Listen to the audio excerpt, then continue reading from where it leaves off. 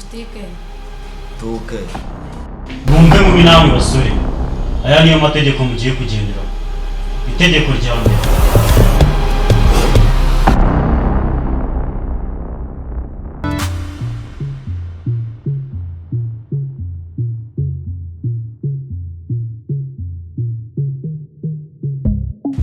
Ariko nawe ujye ugabanya gukabya.